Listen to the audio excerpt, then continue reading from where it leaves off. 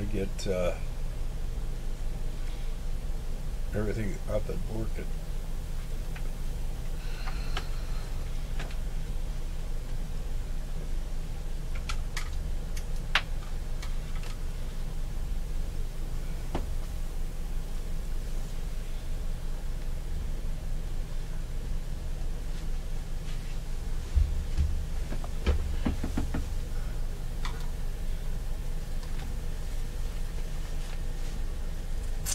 Okay, by now, economic refugees.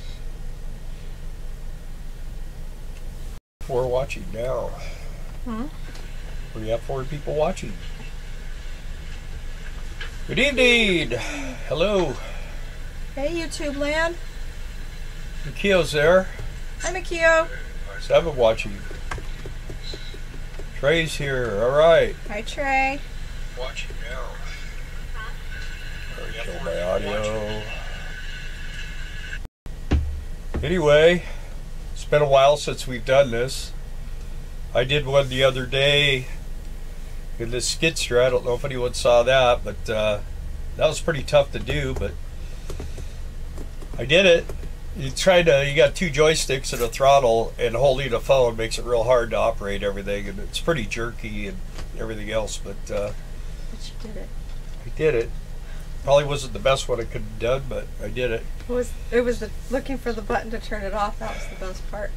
So let's see. Hi, Charlie. Hi, Don. Oh, Mikio saw it.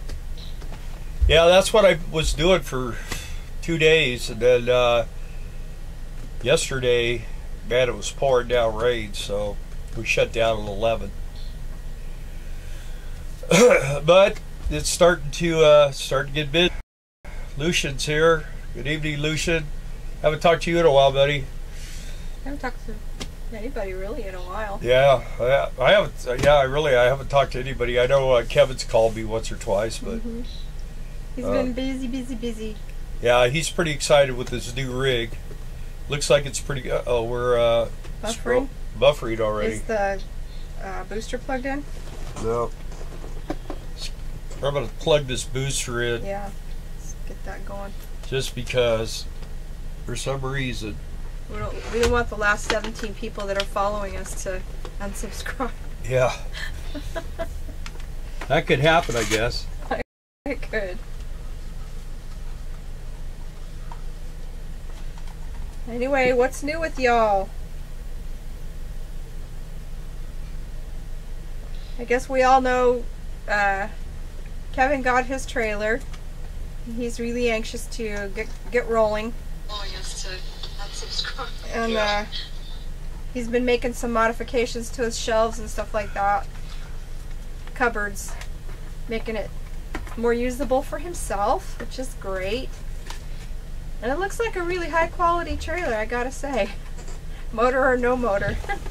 There, maybe that'll help. Does it look any better, or did it not look bad before? Is that a better picture and a little better movement and stuff? Is your phone offline? That might help. Eliminate some of our devices so that we're not sucking down bandwidth. We have too much stuff going on here. Too many electronics. So... Okay, my phone's off. Anyway, do you guys, let's see. Kevin has his tie on. I am ready to chat.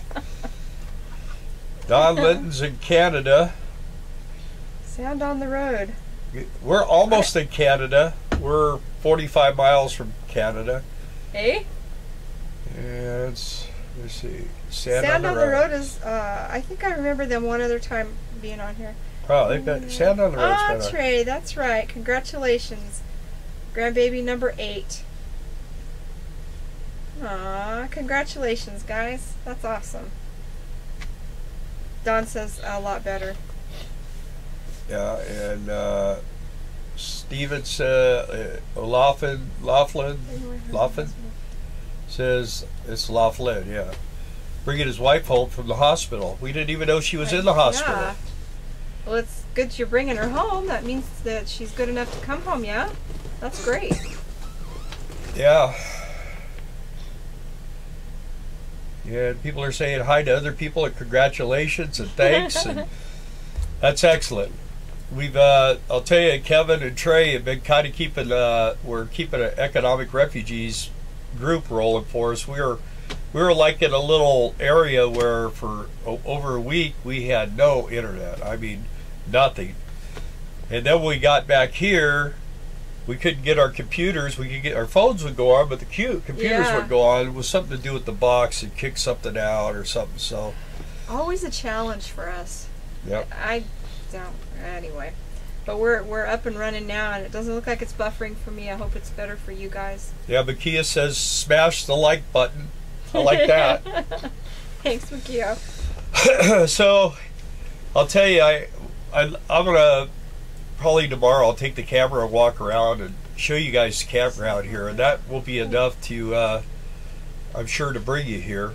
It's a beautiful place. We did have a little bit of a problem when we first came here with the camp ranger. She's always been really nice, but come to find out after the fact that she's been having some problems, and I was kind of complaining. They have us put these stickers on the windshield, and by the time I realized that I got to get that sticker off, it's just takes me 20 minutes. Super sticky because they don't want them being transferred from one vehicle to another. I guess people do that stuff.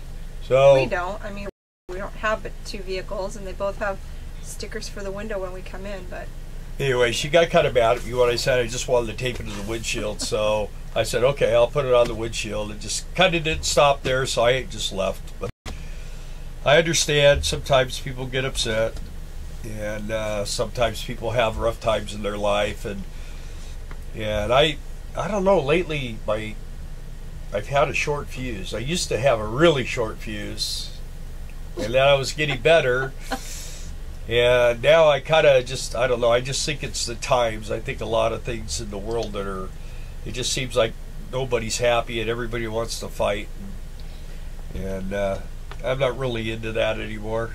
So. Sand on the road, South Alabama. So, did you guys get that? Was it a hurricane? What was coming in?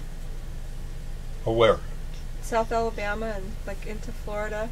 Yeah, I think that's already done. That was yeah. some. Okay, I guess it's buffering again, though. Mine's not. Oh, heck. It's for you. Maybe it's just me.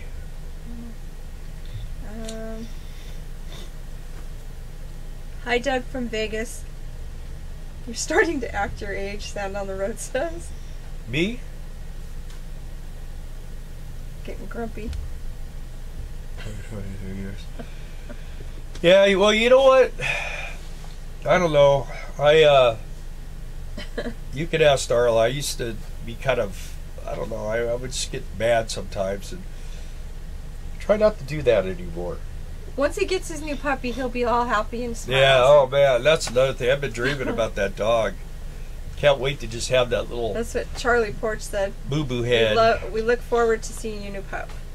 Us too. My cousin's going to get the sister to our little boy, but she gets to pick him up in 3 weeks.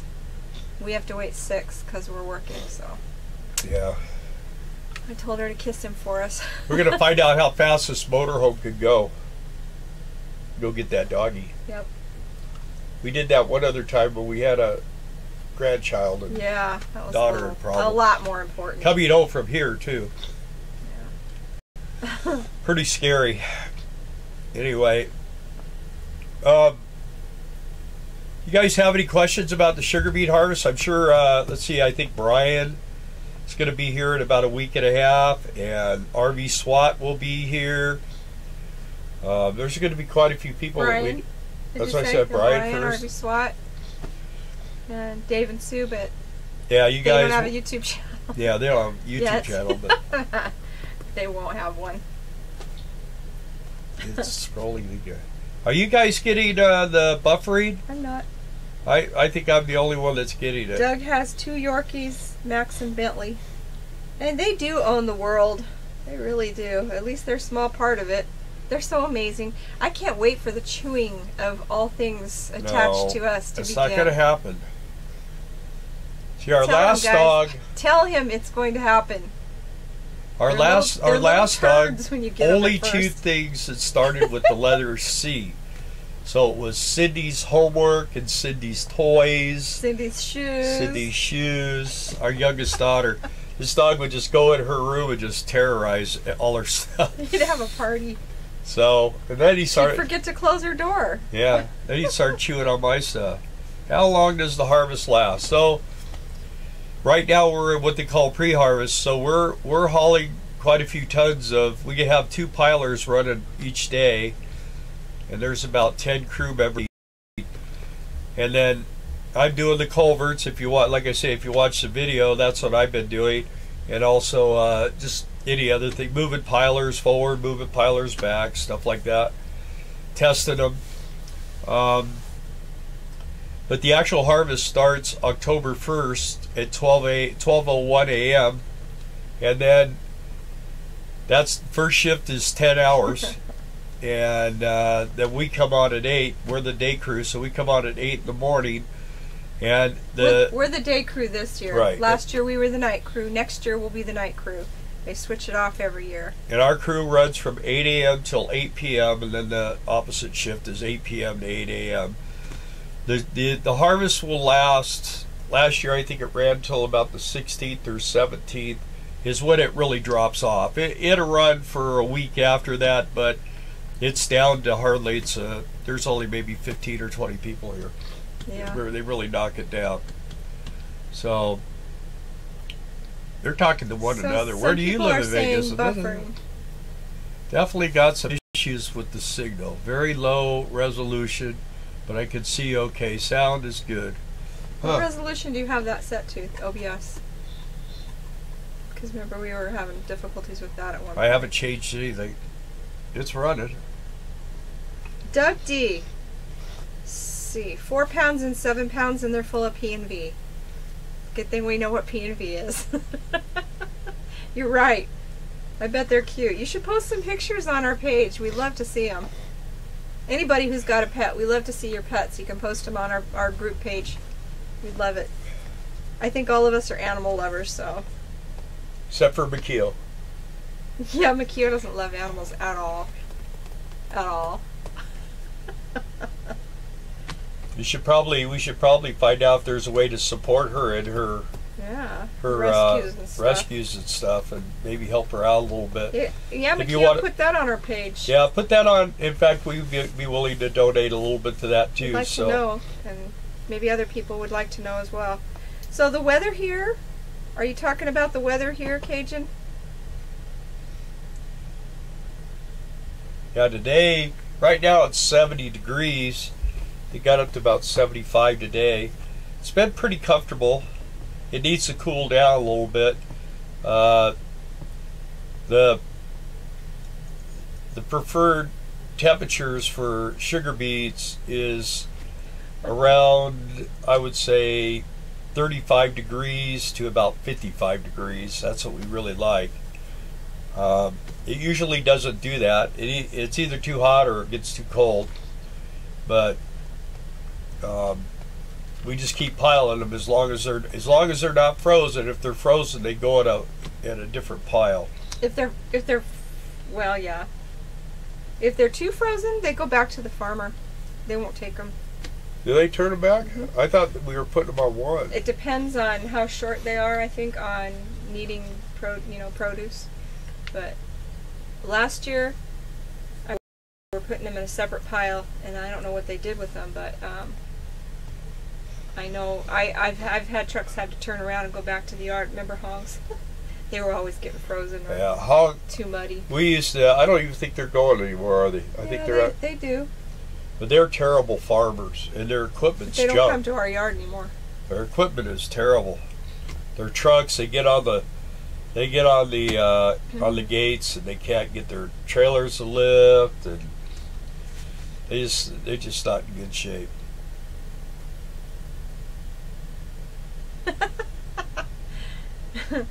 Trey tried to talk his wife into coming to Carlsbad, only 12 hours away, to get their Christmas tree from us. There you go. Well, actually, you could come down there and spend the night in your RV, spend the night. Parking lot is huge. You know, people want to come by and see us. you can come by and see us. Yeah, we've got plenty of room. No hookups, but we do have room. I went to saw Kenny Loggins last night, huh? You saw Kenny Loggins, huh? Us? Did you? No. No. Highway to the Danger Zone, I think. No, you saw with George. That was Bruce Hornsby. Bruce Hornsby, yeah. And that was like a lifetime ago. Yeah, great piano player. And that was a great concert. Yeah. Anyway, I went to see. Oh, Kenny Loggins. Okay, that's what I was reading. Yes. Anyway, any other questions? Like, how do you look so good with a blue hard hat on, or something like that?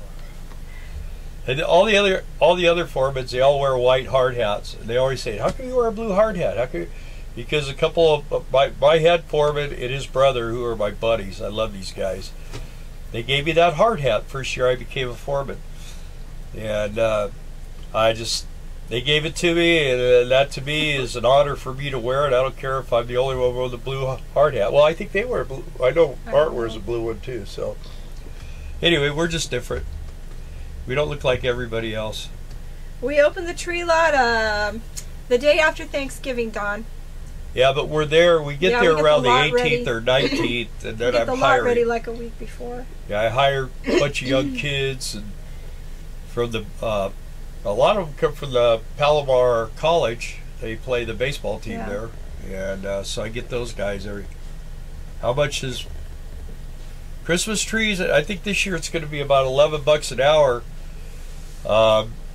But the good money is in the tips. I had a guy last year, a couple times he made $200-300 in a day in tips. So it just depends on you a lot on that. It's kind of backbreaking work, so. Yeah, you don't want to be in your 50s and try it. We had a guy that came in and filled out an app, and Bill looked at him and he goes, "You know what's involved here, right? It's like really. Oh yeah. I work construction. I this. It's like 53 or something. Yeah. He lasted half a day. I think 3 hours. Yeah, and he comes over and he goes, "I don't know what I was thinking." He's like, "I'm sorry." I said, I don't "Well, know. You know the thing is our Christmas trees aren't regular Christmas trees. We're called the Big Tree Lot. We're the Big Tree Lot because we're in this canyon, Palomar Canyon, next to Palomar Airport. And up on the hills all the way around us are all these giant mansions, and they all have 30-foot ceilings and stuff. We actually have people come in and say, "What's your biggest tree?" "Oh, I want your biggest tree." And they're like 14 feet tall, and they weigh like 400 or 500 pounds. So they can be pretty difficult to move around. See, I will come.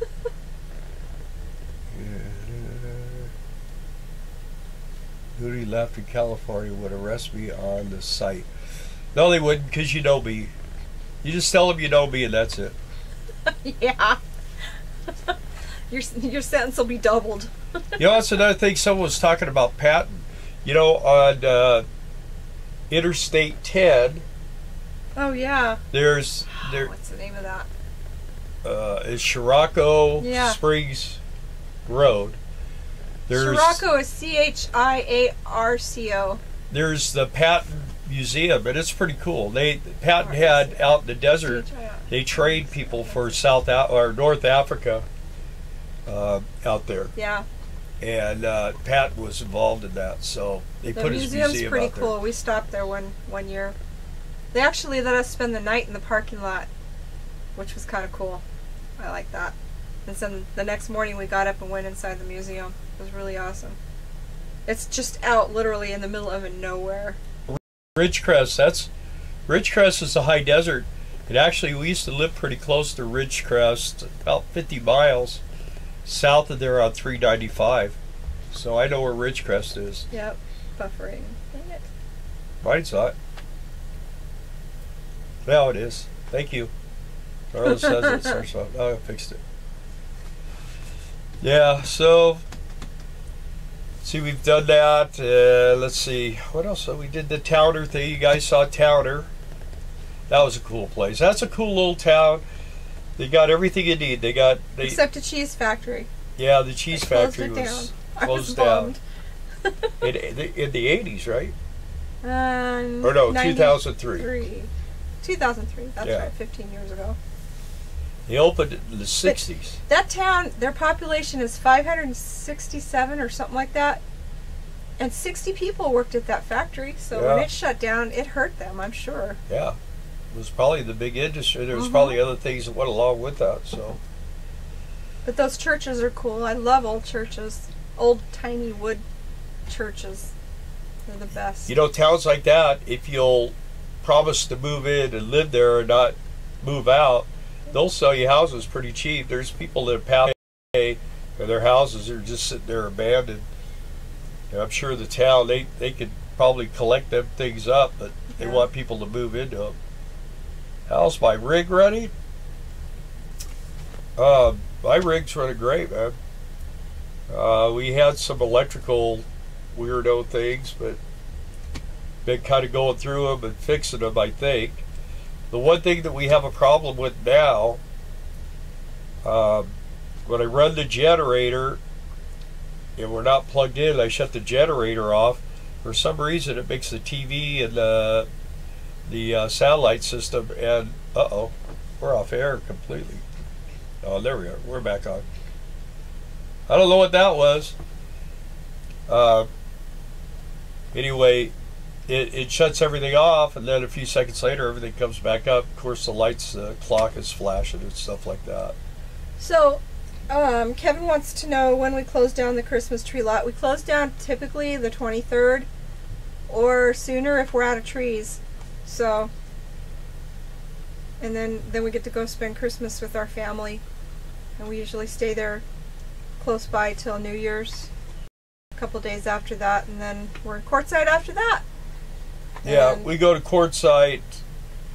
We're there usually the first week of right after New Year's, usually, or sooner even, huh?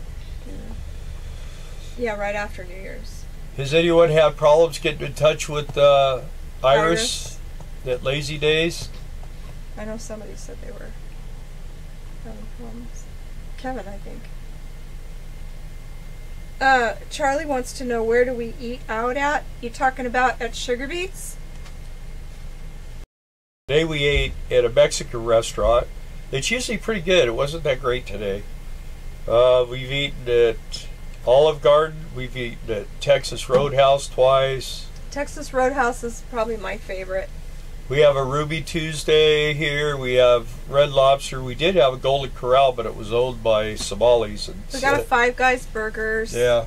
We've got local places like right out the campground, right here. Yeah, we got Sicky's Hamburgers, the Blue Moose. We got a pizza place and a Chinese place. And an Italian restaurant too. Italian restaurant. I mean, they've got everything. They really do. We got a movie theater. We got Cabela's. All within walking distance. 2 coffee places. You would never know that stuff's right here because it's so pretty and green and just walled off because of the levee. You can't see the town. It's just pretty and green. You think you're in the middle of nothing. This is the prettiest campground I think that we ever have ever stayed at. It's pretty. Yeah, I mean, when I leave in the morning, I have to be careful. I don't run over the deer because they're all over the. I mean, there's just like a herd of them out here. It's really a trip. We have these red squirrels that love to get into your cargo bays. You got to be careful of them. Yeah. And I mean, they open the little doors and everything. They're crazy. Yeah, the little round trap doors that sit in your cargo bay. So I usually like set a bucket over it or something, you know, so they can't get in. But. So Kevin says he's going to spend Christmas with Iris. You should just come to the high desert and say, come with us. Doug, yeah, we're going to Quartzsite. Definitely going to Quartzsite. We do that every year, if you're asking us. Okay. Bill, it sounds like the transfer switch delay. Yeah, but you know what? We checked that, and Kevin and I, we sprayed it with cleaner and everything, and sometimes it does it. It never does it with the power. So it's possible that's what it is. Kevin, we discussed it. I need to look up, get all the information off of it, and just get it done. Mine's the old mechanical type, so it's a good possibility. But Trey, you're having a hard time getting a hold of Iris. Yeah. she'll get easier the closer it gets to the time. Yeah, like I say, I've already told her we need 2 rows. So, Doug, you're looking for a Class A right now? Well, we keep posting them. So on the group page, anytime Bill finds a good deal, he'll put that on the group page. So. Yeah, there's a 98 Holiday Rambler Imperial I just put on there today. It doesn't. Does it have a slide? No slide. Yeah, it does. It does. But it doesn't have the real deep slide because the kitchen is in there. But how much do you remember? That was $24,995. I bet that's negotiable. And that was in Texas. Terry Mutant. Hi, Terry. He always says, "Dang, what did I miss?" You missed it. Well, okay, it's time to go now. See ya. No. Thanks for joining us. Poor Terry. Just kidding. Is it buffering on you guys' end? I keep getting buffering. I don't get it. Well, Doug, we'll oh wow. We'll see you in 2019 in Quartzsite too if we're still living. Because we don't have any plans to quit doing this, so we go every year. This will be our, how many times have we been to Quartzsite now? Will this make? 10. We started going there in 2007. In our Lance 11. camper. This would be 11. In our Lance camper. Oh, actually, it'd be 2019. It'd be our 12th. Yeah, but I was talking about this 2018. Hurricane headed for Myrtle Beach. I'm heading out to stay with you guys. Come on. All right, Martin. You gonna work Sugarbeets, Martin? Or are you coming to California? I hope I didn't miss any comments here. Lucian did say he's getting a lot of buffering, but he thinks it's because they're having thunderstorms there. Oh, yeah. But we're getting some buffering too. So. There's only 16 watching. That's kind of nice, but all 16 haven't hit the like button. We're looking for likes. Now, see, I say that 15. I'm not liking you. Back to 16. Anyway, yeah, we're kind of, I'll tell you, I know I don't sound like full of energy. It's because I've had an interesting week with getting used back to working 10, 11 hours a day. Not easy. Yeah, I mean, it seems like every year it gets a little tougher. And this year, I mean, we started out 10 and a half hours. So, and we're not up. When we get up to speed, Darla and I'll both be out there 14 hours a day. It'd just be, Doug's looking at an American Tradition 2008 or 2009. He's looking for an American Tradition. That's a good motorhome. Yeah, it's pretty good, but you know what? If you could get to a Dreamer or an Eagle, and I'll tell you why, you get a lot better appliances. You don't. With the Tradition, you tend to get just a gas water heater. You don't get an electric and a gas. And like if you get the American Eagle, you get a 10-gallon tank instead of a 6. They just put a lot better stuff. The Tradition has the Spartan chassis, IFS, and the Cummins and all that. But when you get into the appliance stuff and the upholstery and everything, the Dreamer's a little nicer, the Eagle's a lot nicer, and then you get into a Heritage, it's too expensive. But that's the direction. You might want to get one, and I would stay away from 2008. I would go back, I would start 2006 and below. Fleetwood was almost out of business in 2007, and they were at the end of 2008. So, hi, Barry. Barry's here? Yeah, Barry's here. Why are we being punished? I don't see Barry. Yep, right after Terry's little happy face. Terry Mutant. Hi, guys. Hey, guys. Oh, there he is. Martin says he's too old to work. Me too.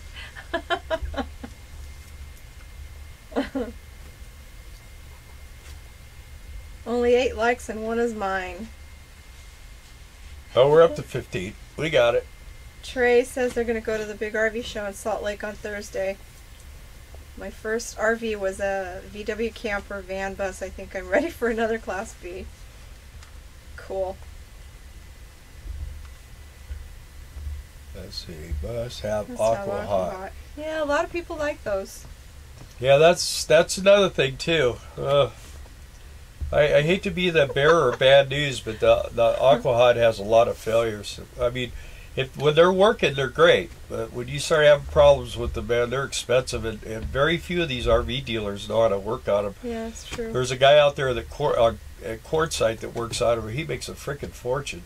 Where's Hamilton? That's where Terry's going to be.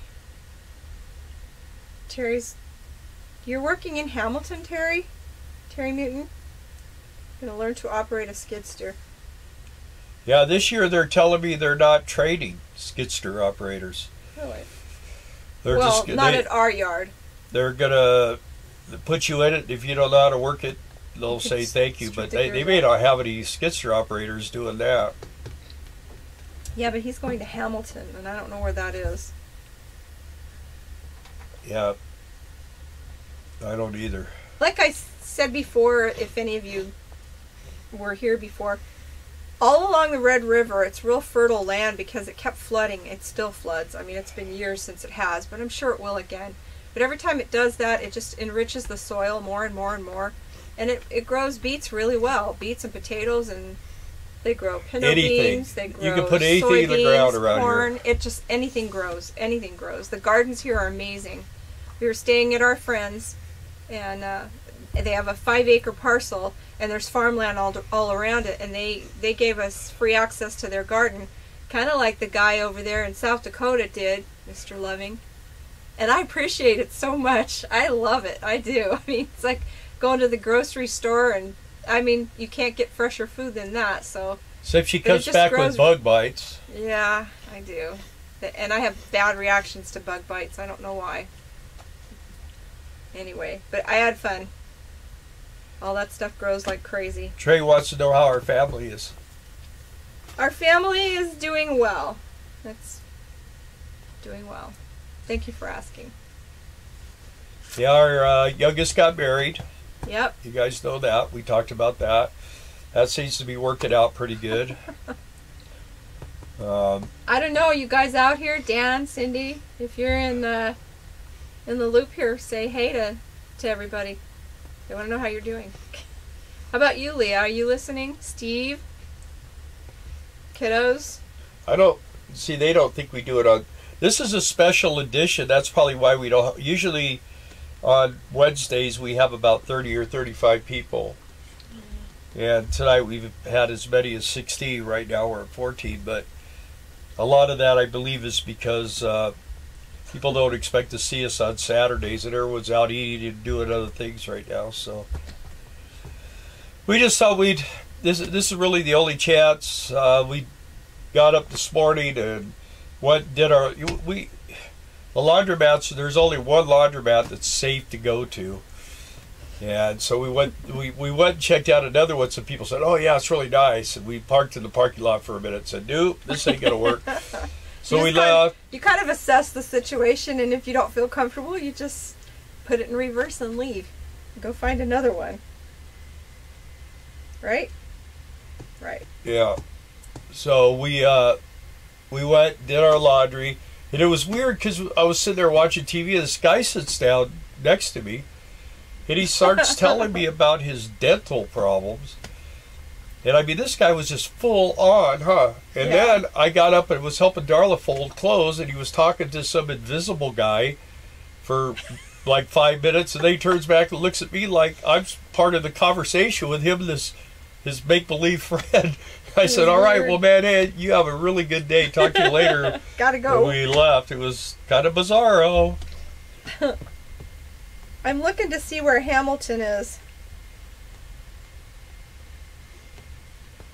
Oh, so you guys know about the guy in Quartzsite that works on the Aquahots. He's got that big executive there and right on the road by the tent. It looks like it's near Drayton, which is where Brian worked last year. Yeah. They're all talking to one another. That's fine. Hamilton. Well, anyway, are you, Terry, are you working through Express Employment for the Sugarbeet company. So here we are, and Hamilton's right there. Well, it's right on the border. Yep. You're almost to Canada. Yeah, there's Drayton. Yeah. It's either than Drayton was where Brian was last year if you watch his videos. It's an experience. The thing about it is this is the biggest yard, and I don't know. I like it. I don't think I'd like anywhere else. We have the best campground. Everything, like I said, the restaurants and the markets and the laundry, everything's readily accessible. You don't have to drive forever and ever to get to one place. And we're about a mile away from the from the yard. And I work there. Oh, Kevin says don't be talking about our kids until we establish they're not here.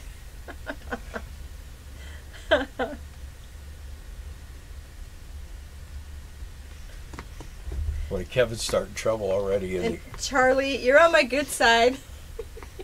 He said the bugs bite me because I'm too sweet, or so sweet. He disagrees. Who does? You. Yeah, I know better. So, Mikio says the loyal family members are here. We do like your pictures too, Trey. We're going to be looking forward to when you post those. That'll be great. really a bad idea buying parts from Napa. I don't buy parts from Napa. Yeah. A lot of people think Napa's really, really good, especially the people that work at Napa. They think they're the best. I'm not that impressed with Napa. I used to always like independent auto parts stores. Those were always, but you can't find those anymore. So, to be honest with you, I have better luck at O'Reilly's and CarQuest and AutoZone than I do Napa. Napa's very proud of their parts too.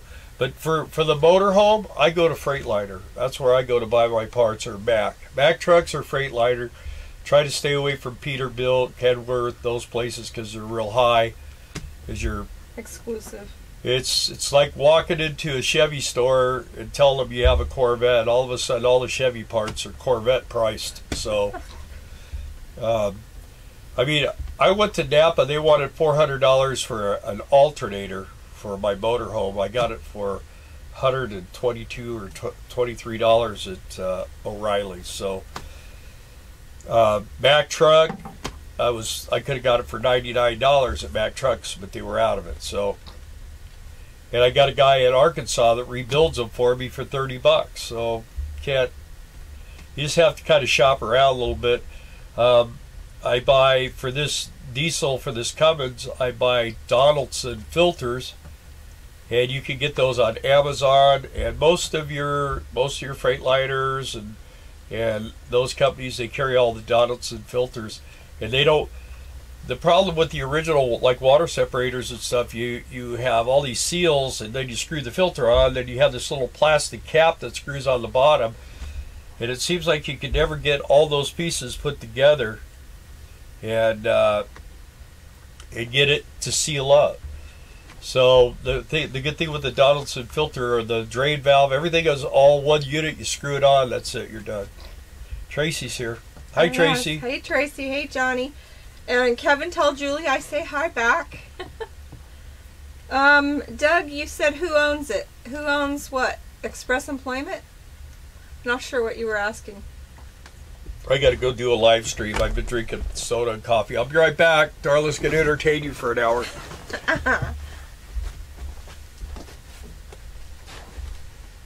Tracy, you guys are about to wrap it up. Oh, yeah.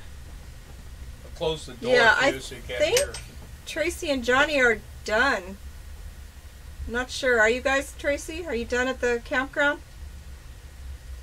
I thought your last big work weekend was Labor Day, but then again, I think you also had to clean up the kitchen and stow everything away and shut it down for the season. Maybe? Tomorrow, oh, Tracy, tomorrow's the last day. Is that what you've been doing, though? Shutting everything down? You said here on Monday before we make our way to North Country. Bought brake parts from Napa. Was wondering if I should let the brake shop order parts instead. When Bill gets back, we'll ask him that, Makio. I'm not sure. Ashes in April. See you in the sights. Good evening. Hi, Ashes in April. Welcome. And then I was wondering if Liza Jane is in the background there, waving hi from the back pew. Or how about Stacy? Stacy, are you out there? My empty nest quest? She might be working. Good evening, Mike's here. Hey, Mike. Super happy to be done, Tracy says. Still serving until tomorrow. Okay. Makio wants to know, she said she bought brake parts from Napa and was wondering if she should let the brake shop order the parts instead. Well, usually shops want to make the money on the parts. So sometimes when you buy all the parts and you go to the shop, they look at you like... We're not putting those parts on. We didn't sell them to They you. won't guarantee the parts. So if you let them supply the parts, it's really not going to cost you very much more, a couple of bucks maybe. But then if there's a problem, they'll warranty the labor. If you bring them the parts and there's a problem, you warranty the labor. Yeah. So, and with brakes anymore, I have to be honest with people, most of the brake stuff you get is not very good. I did a brake job on my truck, and it has four-wheel disc brake, and I replaced the front rotors. And at 500 miles, I started getting a little bit of chattering, and it's since gone away. But a lot of times, what you have to do is run those brakes for 500 miles, pull those rotors off, and just have them just lightly turned to get, because they're made in China, and they don't use the same quality steel. They don't have the standards. I mean, they work, but they're not as good as factory. I have my old rotors, and I probably will take them. And if they're turnable, it looks like they are, I'll have them just lightly turned and put them back on. If you guys watch Nomadic Fanatic, he had all kinds of problems with his brakes on that. Yeah, the way he got around it was he finally bought brand new General Motors, everything. And he had reputable guys that know how to put stuff on. But I think he replaced that 13 times. Well, he did a lot. The rear drums, he was having a lot of problems with the rear drums, and he finally got that fixed, and then he went back to the same guys and said, just put all USA stuff on the front. So now he's got all good brakes, and he was sweating being overweight, everything else. Being overweight doesn't make your brakes defective. What it does is it makes it harder to stop. Kevin says any brakes chatter at 130 miles an hour, Bill. I don't, on my truck, I can't go 130 miles an hour on my truck. It's a 6-cylinder. So Doug, the Sugarbeet company is Express Employment, and I think they're corporately owned. I don't think that it belongs to anyone in particular. But it's who American Crystal uses for all their manpower, unless you're union. And then, because Bill and I this year are union, and it used to be you had to work so many hours, and then you were required to join the union. And I didn't do that last year because I didn't want to, and they told me don't worry about it, you don't have to. And the year before that I was supposed to, but they sent me the paperwork, and it was stamped by the post office on the very day that it needed to be back to them. So I missed that window of opportunity too. I was not happy about that, but whatever. So this year I joined. And the reason I joined is because if there's ever a chance for me to work pre-harvest any at all, I'll be able to do that if there's that opportunity, because I'm union. Or when they release people, they release the non-union first. Right. So it could technically get us more pay. So, Makia, take your parts back to Napa, and if you get parts for the brake shop, their price, that's going to be probably about a 20% savings. So I would definitely do that. Okay, so our newlywed is among us, Teacher Cindy. Hi, Sim. Everybody was asking how you're doing. I said if you were in the group, you could tell them yourself.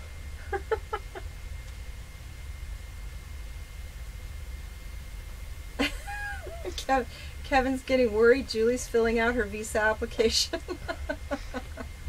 Where's she going? Are you talking about a Visa credit card or a Visa passport? She's going on cruises. Isn't that what she wants to do? I think that's why. Hi, Cindy.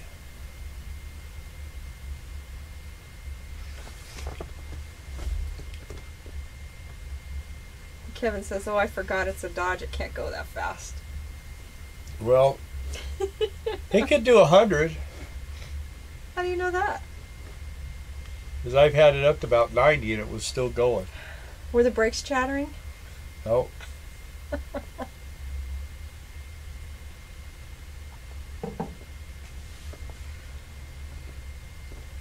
Well, I told you. Hi, Daniel. I told. Look, our son-in-law's in here too. Yeah. He worked Sugarbeets with us 2 years ago. We miss him. Yeah, and I got it all figured out that Cindy could come and do the camp host because they need a camp host, and she would make $500 a week, so she would make about $2,500. Be awesome. And she'd be able to watch the boys, and Dad could come work with me, and he'd make a whole bunch of money, and then we could go do Christmas trees. They got 2 motorhomes. How many people have 2 motorhomes? All in the family. I'll just take the boys with me to the scale house. It'll be great. They'll love it. They can wait on all the truck drivers coming in. Okay, I'm hired. Okay, fine, I'm hired. We could always set it up for next year, and then you guys would be on the road again for a while. That would be fun. You'd probably love it.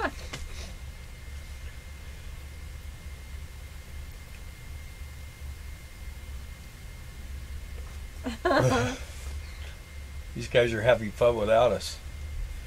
I think you guys just come here so you can talk to each other.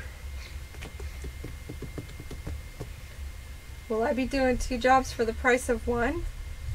No, you would be the camp host.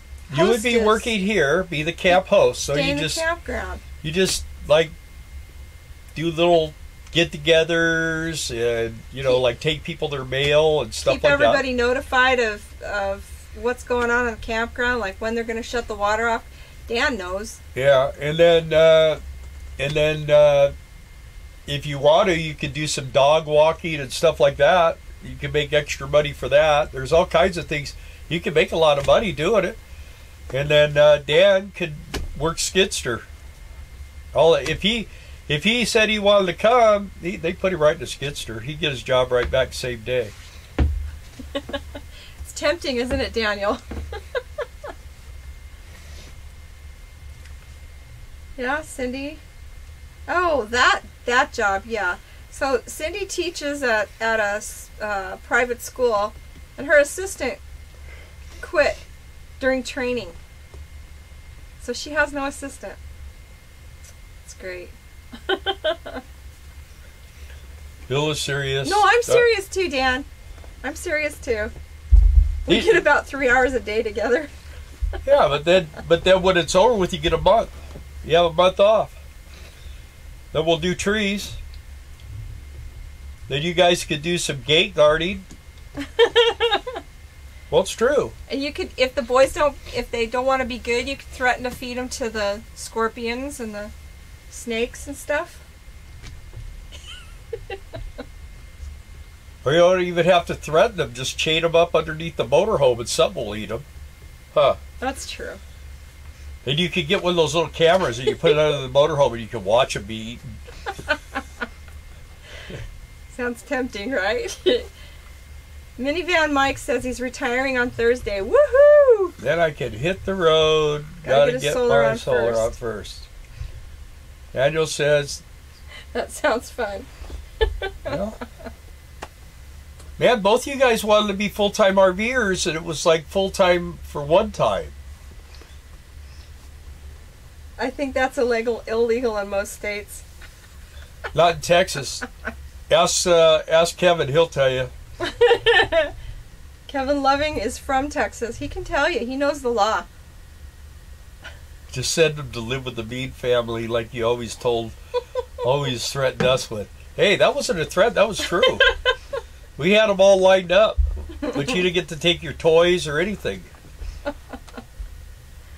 I could bet you I convince her that it still exists. Sam, do you think that the Mean family still exists? I think Leah did till she was like 14. Look at that face. Yeah, see, if we can get you two full time, and we might be able to get Leah full time. We just have to. We just have to. Careful, careful what you say.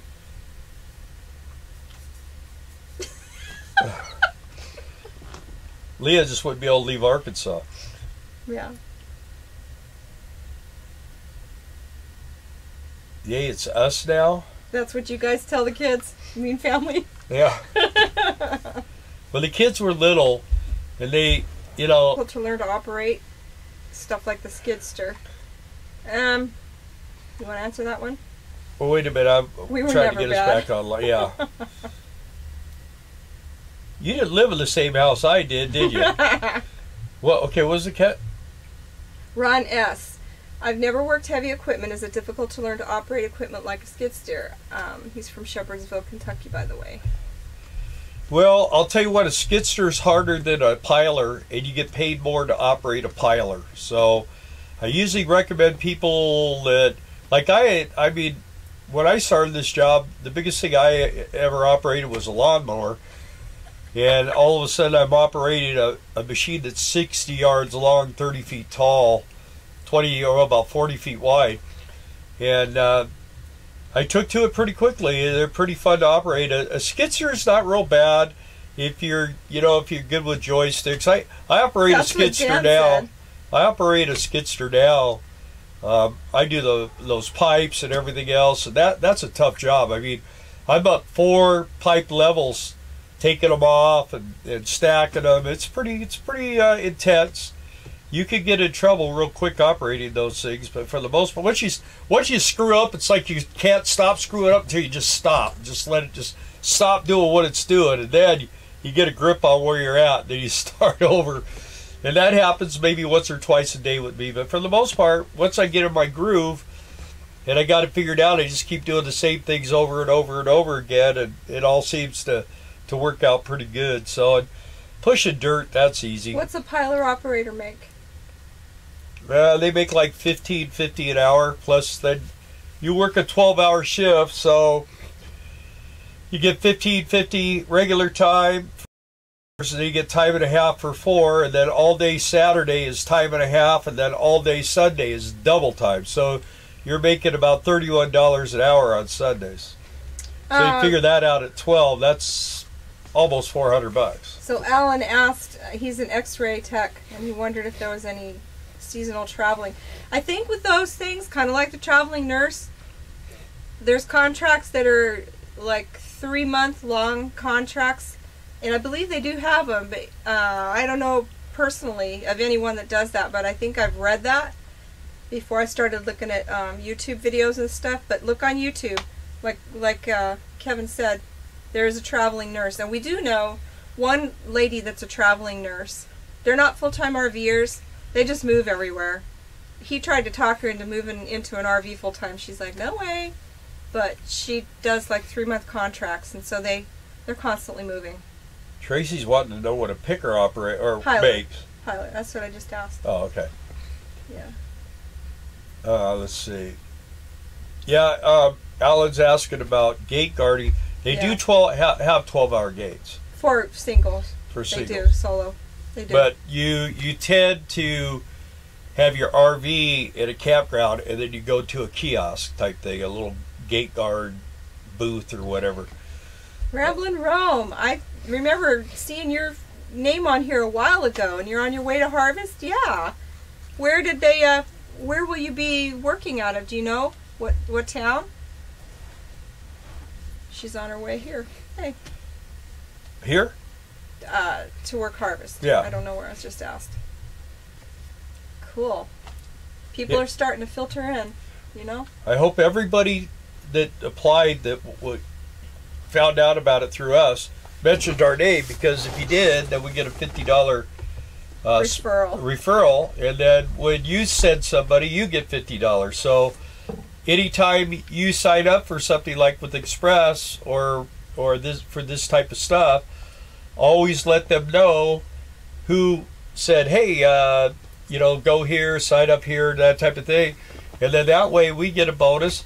And then when you send somebody, make sure that they mention your name, because I mean, at the end of the season, if you have 8 people, that's $400. Yeah, I think the most we ever got was about 400 or 500. So Pembina. No, see, that's further north than us too, Pembina. We got one other person in here, and he's going to Hamilton, which is like almost to the Canadian border. Pembina also, I think, is pretty far north. So, bummer. But you guys will have to get on here after harvest and give us your stories and tell us how it went for you, Terry and Ramblin' Rome. That'd be awesome. And Alan, yeah, I do believe sometimes they'll put you like in a man camp or something. That's what they call them, as a gate guard. But I don't know if I would want to do that. I prefer having my own motorhome to live in, because you know, some of them places are not the nicest. Ramblin' Rome, you're camping up with Nomadic Drifter. He's got a YouTube channel, I guess. I'll have to check that one out.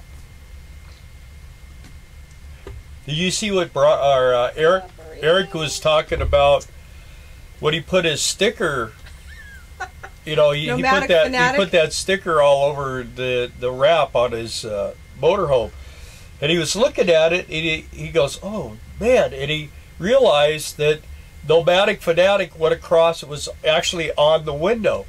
And when he opened the window, it would have said "No Dick Fanatic." Fanatic, no Dick Fanatic. So he had it put above.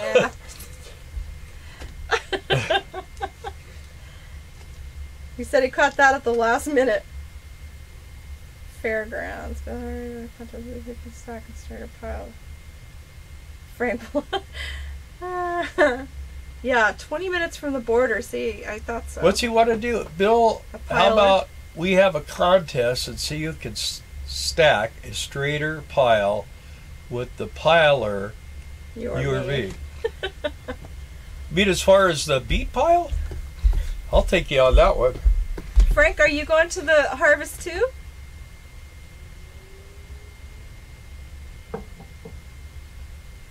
Okay, so Ramblin' Rome is staying at the fairgrounds, and it's almost to the border. 20 minutes from the Canadian border. Well, we're only 45 minutes from the border. Yeah. Frank, are you a piler operator now? You do pile operator? See if he comes back over here.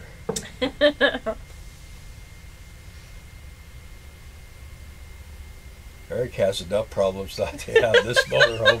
Say, yeah, it's only when the window's open. He says, I have my window open most of the time. So what he did is he actually had it put above.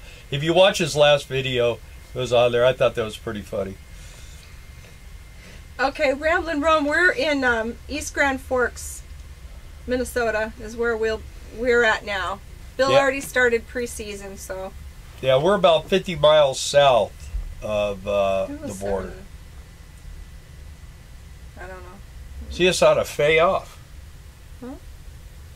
Huh? Ramblin' Rose. Fay off. I don't know what a Fay off. Oh, day. She corrected it.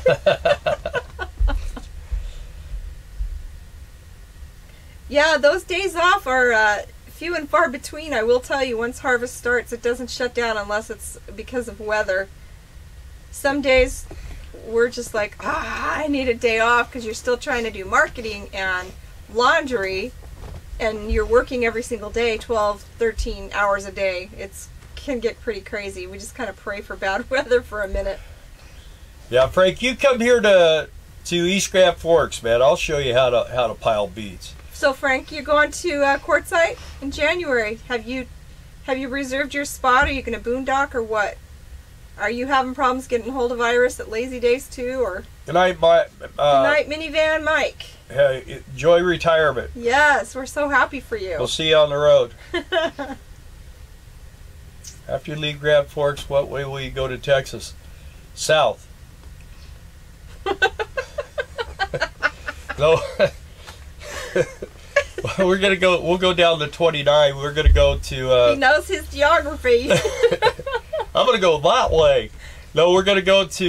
We'll go down to 29, and then we'll shoot over to our daughters in Little Rock, and then we're gonna go by my brothers in Beta, and we'll probably leave the motorhome in Beta and shoot down and get the dog and come back and spend a few days with my brother. I got. You know what? This transmission leak is seeming to stop. Apparently, when we filled this thing up, I don't know what I did, but I got it over full, and so it's getting lower on the dipstick. But as it's getting lower, it's leaking less. So I probably need to drain a little bit off, and I don't know.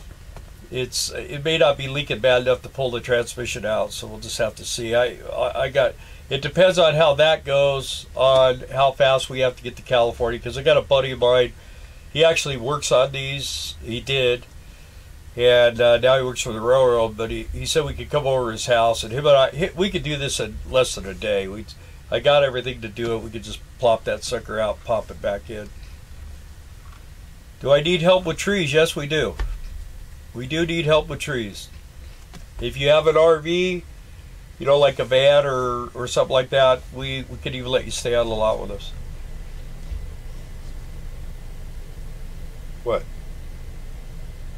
Can you? What? So, I don't know, like, you're talking about for cashier? Ramblin' Rome?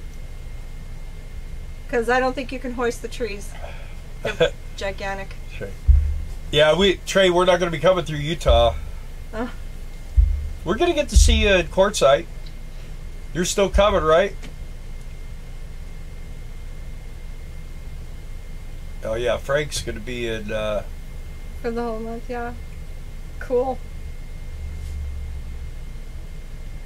Okay, Ramblin' Rome, you're applying now, as in you're telling us that you would like to come. Is that what you're saying?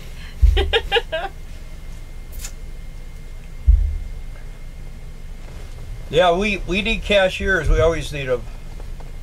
We do need cashiers. I will tell you that as the season progresses, they give us a labor budget, and I'm only trying to tell you this not to dissuade you, but just to let you, know exactly what you're looking at. We're busy, and then boom, all of a sudden I only need one cashier. And I do have that person right now, but so your hours might taper way off. And I don't know if you feel like it would be worth it for you to come after Sugarbeets all the way to California, unless you are going to Quartzsite. So I'll let you make that call. But I would love to have you.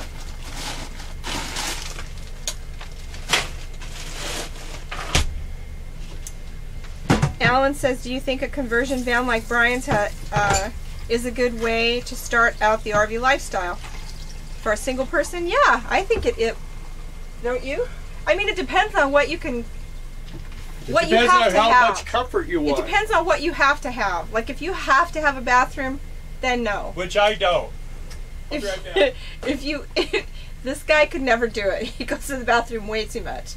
If you have to have a shower, then no. Unless you're up for, doing what van dwellers do and joining a 24-hour fitness or something like that, where you can go and get your showers. And I don't know, for me, even if I was single, even if I was in my 20s, it would never be anything that I could say, oh yeah, I'll do that, but some people love it. Brian loves it.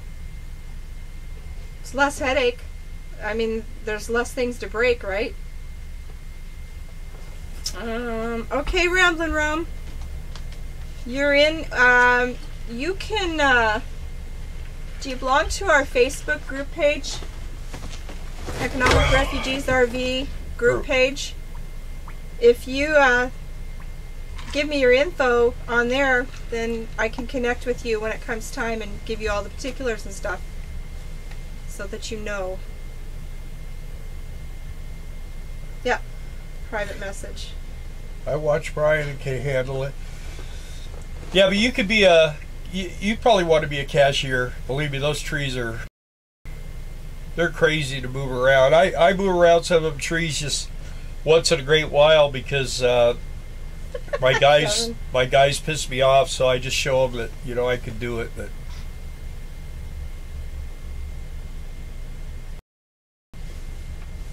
yeah, it's down by San Diego, California is where it's at. It's beautiful there. Well, Mikio's back. Actually, our son-in-law, Dan, if he's still in here, he worked Christmas trees with us after Sugarbeets 2 years ago, too.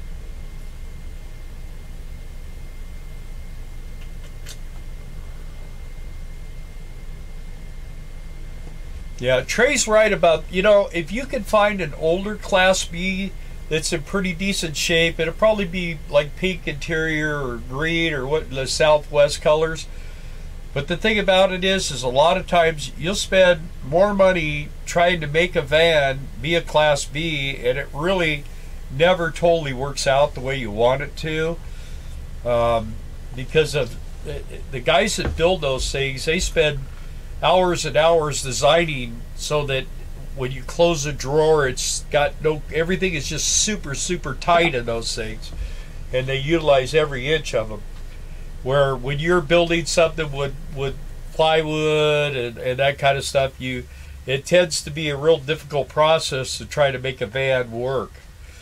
If you're going to do something like that, if you're going to, like, if you just want to get something and start with a blank piece, you know, canvas and start there, man, a little mini bus, you know, one of those little passenger buses or a school bus or something would probably be a better thing, because it's like us. I mean, we live in this motorhome, and some people think it's ridiculous to have this big motorhome, but you know what, we're comfortable. I mean, we live in this thing. There's two of us living in this thing. We shower, we do everything just like when we lived at home, and we're comfortable. We got nice chairs and everything we need, huh? Mm-hmm. And I mean, we love our motorhome.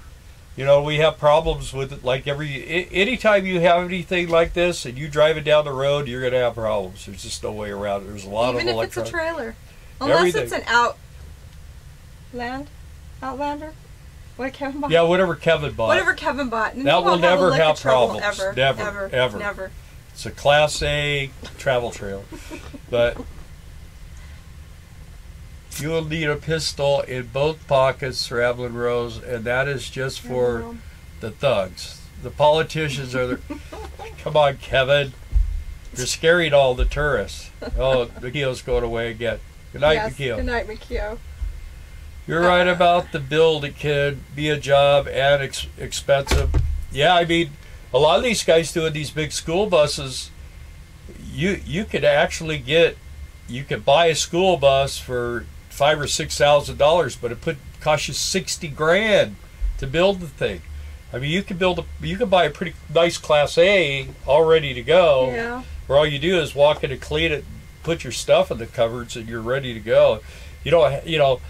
I think the one that Chris and G is building, I think his is about a 34 or 35 foot school bus, and he raised the roof on it. I mean, he's doing a lot of stuff, but I mean, a lot of times he goes to Home Depot and he spends $4,500 on wood and stuff. It can be pretty expensive, trust me. Did you answer his question about where to look for Class Bs? What's the best way to find a used Class B? He said. Well, I'll tell you what. I'll put a bunch on Economic Refugees RV group. I'll go look at when we get off of here, and I'll put some on there.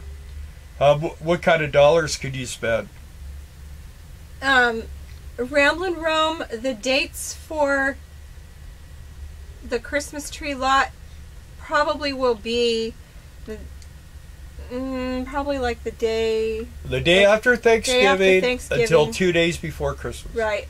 The job could be over sooner for cashiers, like I said, sooner, because as we get down to very few trees and very few people coming in to buy trees, we have to cut back on the budget, the labor budget. If we go over the labor budget, we're in big doo-doo, so we have to be very careful about that. So. And let's see, Glenn's asking about what are your monthly fuel costs. Well, as far as monthly fuel cost on the motorhome, I don't go by monthly, I go by day usually. And we usually get about 10 miles to a gallon. And if we go 300 or 400 miles, that's 30 or 40 gallons. So it's about $120 a day to drive this motorhome for fuel. We really don't travel that much because we're going between one job to the next. And we do our sightseeing en route to the new job. So,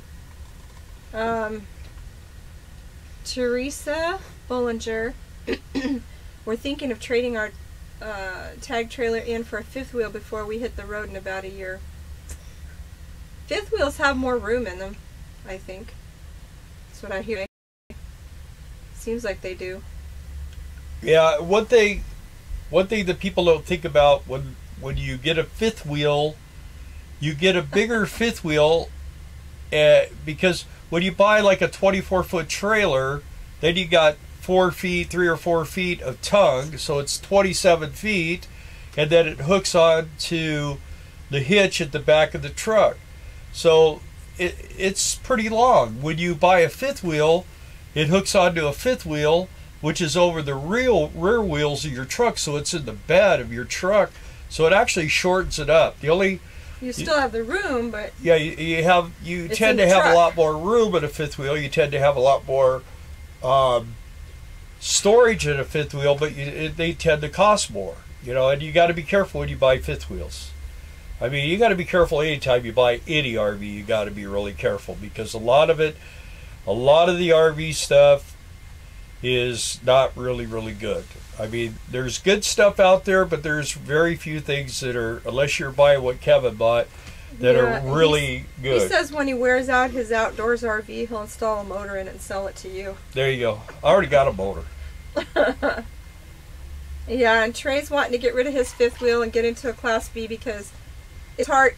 They want to boondock more, and it's really difficult to get into boondocking situations with a fifth wheel or a trailer. But Kevin will find that out.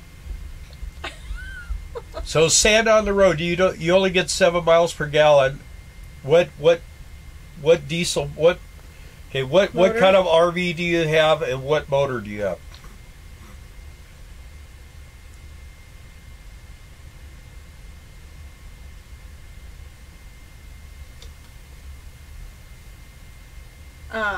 Are you reading Frank's question? Yeah, I am. Okay.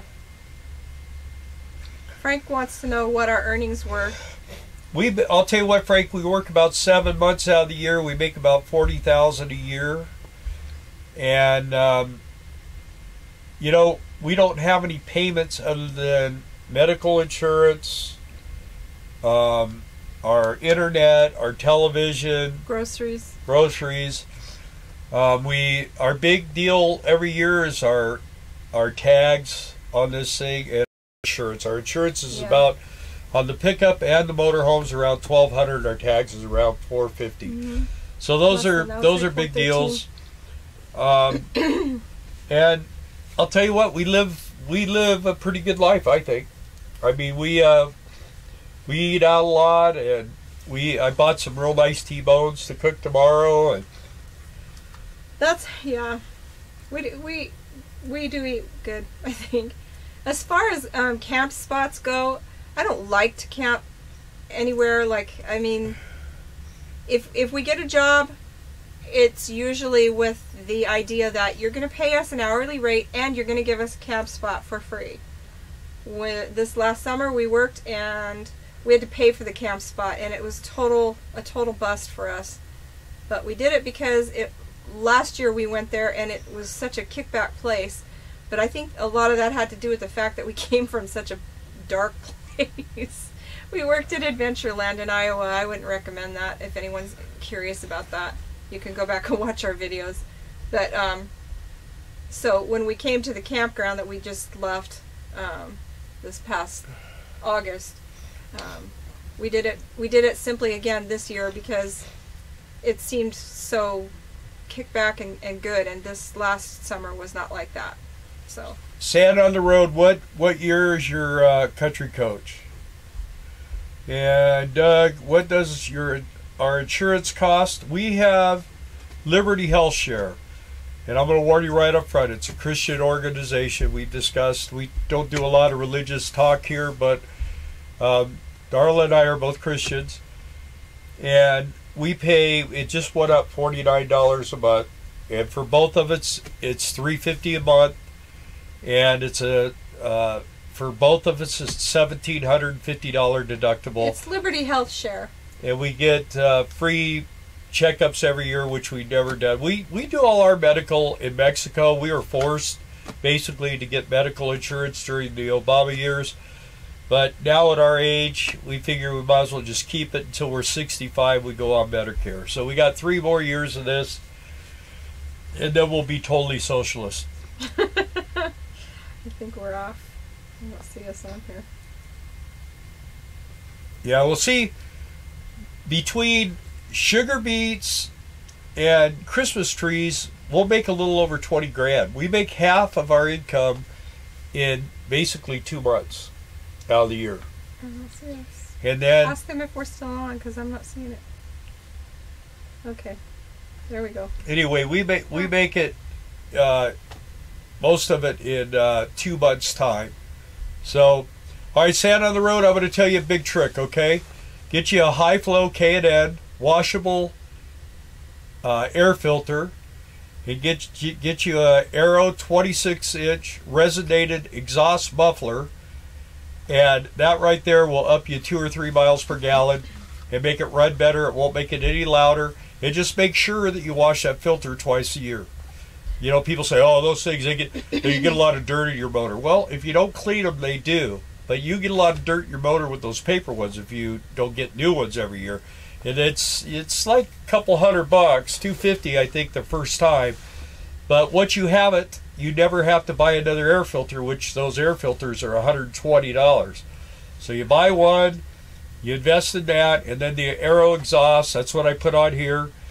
Yeah, I don't know. You guys are if you're coming to quartzsite, I'll help you do it. It's real simple to do.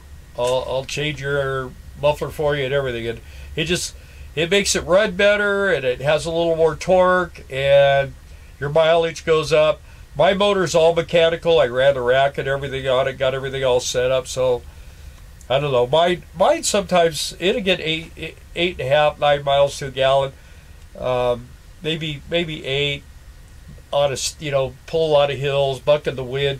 But what you do then is you just slow it down. I run 62 miles an hour, 64 miles an hour. I have friends that have these things and they run 75 miles an hour all the time, and they get 7, 8 miles to a gallon. They're always crying like babies. Well, can't run that fast. Glenn, I agree. People should budget for the campgrounds, and honestly, they shouldn't take jobs with. There's so many things to know about taking a job when you're first starting out work camping. You can be rudely awakened when you get to a job, like what happened with us in Florida. I mean, by the time we were going to Florida, it was summer before this one, so it was just last year. We've been full-timing over 7 years, and we got suckered into going down to Key West, Florida. And when we got down there, they told us they wanted us to sign a 2-year contract. And we said no. So we drove all the way down there, and we worked for 9 days and said no. This is not why we have wheels under our house. We're not going to work for 2 years. If anything happened to any of our kids or my mom, who's 81, we'd have no way to get out of that contract. I'm not doing that. And we left. And as it was, the reason we left was because our daughter was in a medical crisis, and we had to go. And it was just like, this is why we're not going to sign that contract. We're not doing it. So you need to find out all the ins and outs, have them write it down for you before you accept that job. you're communicating with them, get it in writing, because they will take advantage of you, putting it nicely. Yeah. But yeah, people should budget in for things like that. There's lots of things to think about before you do hit the road, and definitely fuel and camp spots are two of the biggies. I hate spell check. The hey man was supposed to be a man. anyway, you know, when we left KOA, which that was kind of a crummy situation, giving us the boot the way he did. But you know, there's guys like, you know, Kevin, he always loves to give me a bad time and stuff, but I'll tell you what, one thing about Kevin, if he likes you, he'll do anything in the world for you, and he's a really good guy. And so is his wife. And so is his wife. His wife's a good guy and too. I know Trey's a good guy, and there's a lot of good people, especially on our channel. I mean, it seems like we don't have a tremendous amount of subscribers, but the ones that we do are quality people, and that's what I like. We don't have trolls on here. We don't have those problems. And that's because we're dealing with good people. And the thing about it is when we said, hey, well, we're on the road and we're just going outlaw, and Kevin got right to me and said, hey man, come here, come spend some time with us. Had a great time there. Got there and they had beautiful meals, yeah. and we had that garden. We had a great time with them. They're just awesome people, and down home people. You got a southerner in Yankee Town, but everything was Yankee this and Yankee that. But he knew everybody in town, and everybody loved him. So yeah. We just had a really good time and enjoyed it, and looking forward to spend more time with them and meet you guys. I mean, I'll tell you what. I think second to getting the puppy, because right now I really want that puppy. But going to Quartzsite, meeting you guys is going to be awesome. It's going to be cannot wait to do that. I don't know. I'm having some weird feelings about the gate guard having us work in the tent. You know what? If it doesn't, we don't work in the tent, and we won't work in the tent. Yeah. That means we're just going to. That God wants us to have more time with you guys. So. That's what it's going to be like for us. So, and we'll all go out to RTR, and we'll watch those people out there in the dirt suffering. Then we'll go back, and we'll take hot showers, and we'll watch TV and all. I mean, have campfire. They'll have campfires out at RTR too. Yeah, but it's pretty rough. They love it though. People that go out to RTR, they love it. They really do. Yeah. So. Teresa says, so if we want a boondock most of the time, would most spots be okay for a fifth wheel under 30 foot? We're trying to learn so much before we head out. Well, you figure if you get a... Be right back, y'all. I thought you wanted a 30-foot or less. Anyway, if you got a 30-foot trailer, it'd be about 25 feet. So it'd be like a small travel trailer. Because like I say, when you hook up the fifth wheel, 5 or 6 feet of that's in the back of your truck. So that shortens it up quite a bit. And boondocking, I mean... We do Walmarts, we do Lowe's, we do Flying J's, and we do sometimes we park on the street. You just got to be aware of where you're at, read the signs around you, and when you go, Walmart anymore, we always call ahead of time and say, hey, do you allow parking? And if they say, yes, we do, then we tell them, well, we'll be there. We just do the thing. We don't stay and stay and stay. You always pull in and see somebody doing the wrong things, and that's kind of what's screwing it up for people. A lot of cities too. Oh, I missed something about a 5.9 Dodge. What was that? Let's see. I'm getting behind you guys. Let's see. We run 65 miles and get an average of 12.5, 18,000 pound fifth wheel.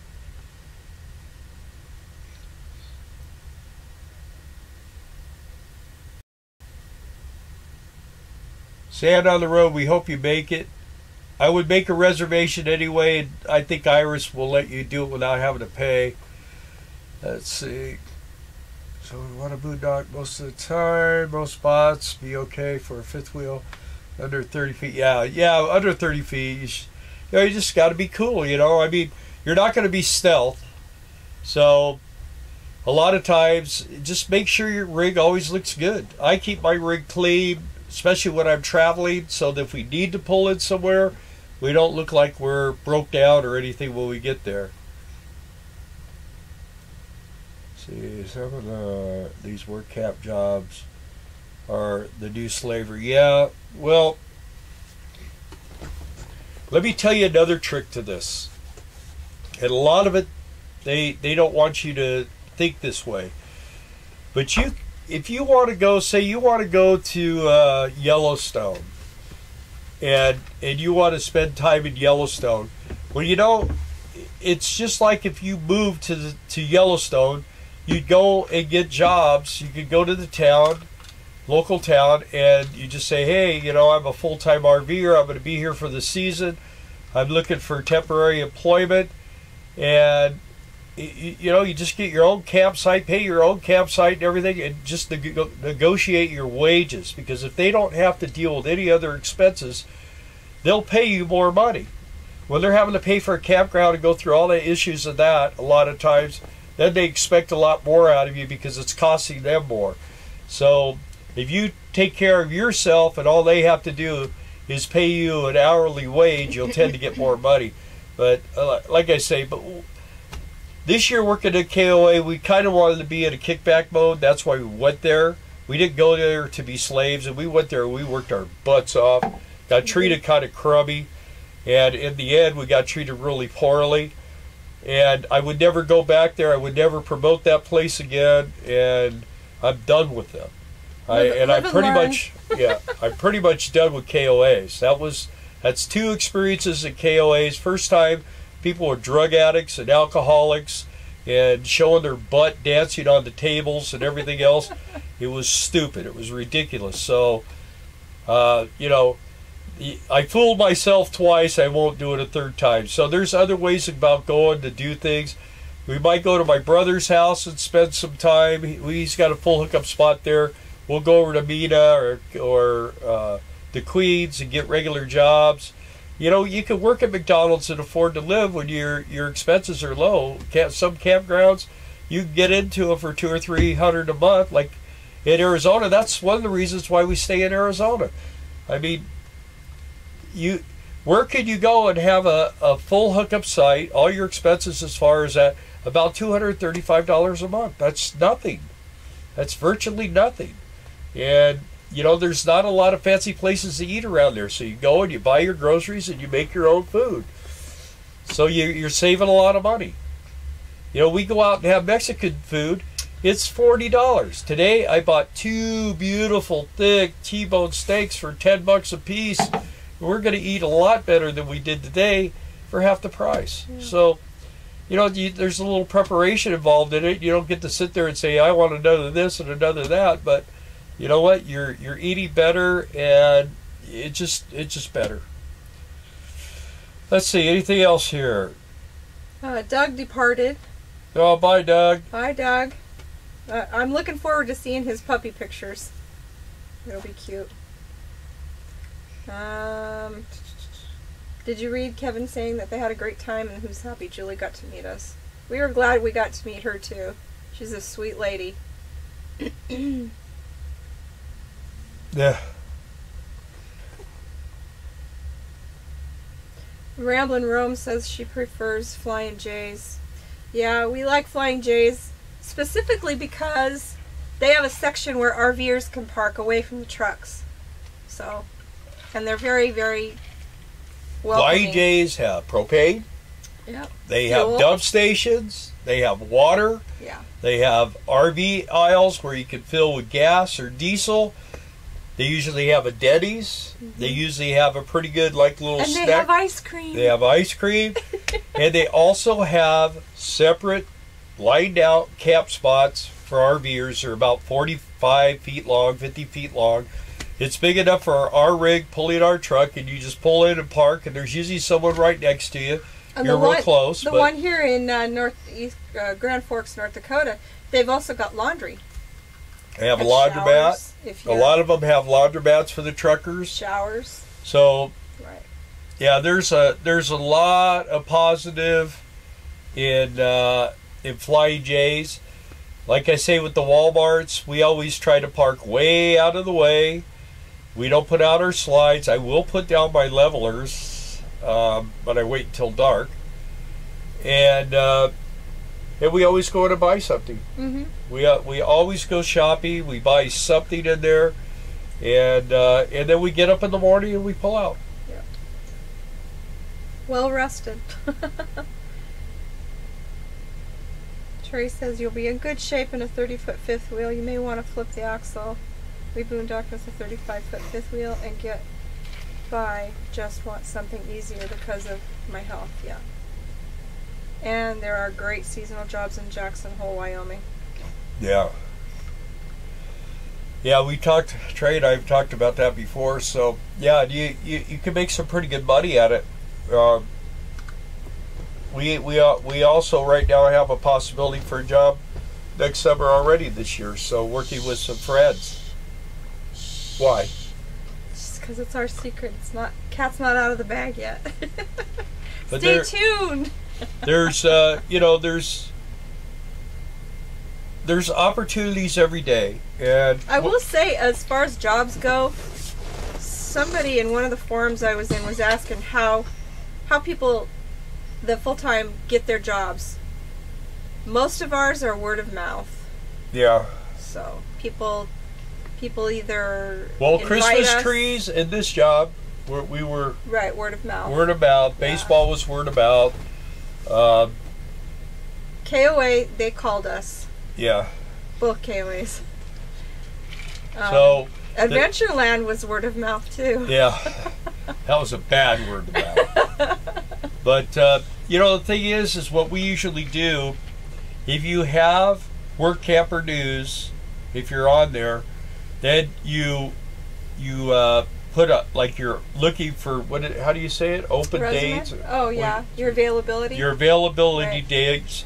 You make yourself available, and people will contact you. We'll usually get sometimes 2 or 3 offers in a day for weeks. And we talk to everybody. Yeah, and I will, if somebody emails us, I will always respond with a yay or an nay. I never just ignore it. Like if I'm really not interested, Bill's not really interested in someplace, I will still get on there and I will say thank you for your offer.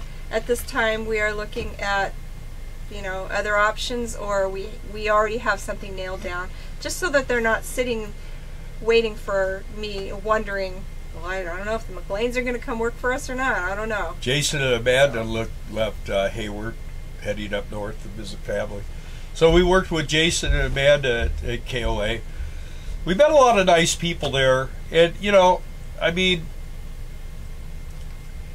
it's not the people. It just sometimes the nitpicky crap just gets to you after a while, and the people that own it spend very little time in the restaurant actually doing anything in there. They don't really understand what's going on, and they just I don't know. So a lot of that stuff is just not run properly, and that's why we're not there anymore. We won't. And be hi, back. Jason and Amanda. I'm glad you're doing something fun now. Yeah, it seems like every time somebody's leaving there, we get notified and yeah. say hi. So hopefully it went well for you. Apparently it did. You made it almost to the end. So I think they probably did make it to the end. It was last weekend. Kevin's going to put a rotating gun turret in case he has to go into California on his trailer. let me tell you, put it on the bottom. Yeah, flamethrowers. That'd be great.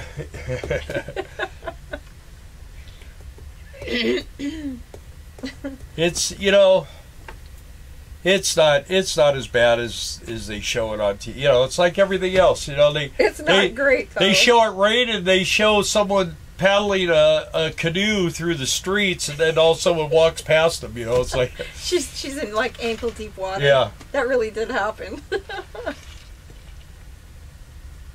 They try to make things look as bad as possible. But I'll tell you what, we've only been here a week at Sugarbeets, and it's got a whole different vibe, huh? Yeah, it really does.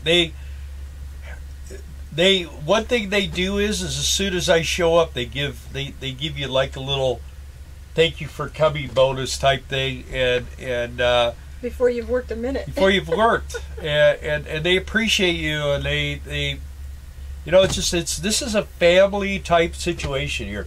There's a group of people, probably about 50% of the people that work here come back every year, and it's a very positive type situation. And when we do Christmas trees, we have about 50% of the people that work there come back every year to work for us, and we try to make it a positive situation. So anytime you work these jobs, a lot of it is always up to yourself how you make it come across.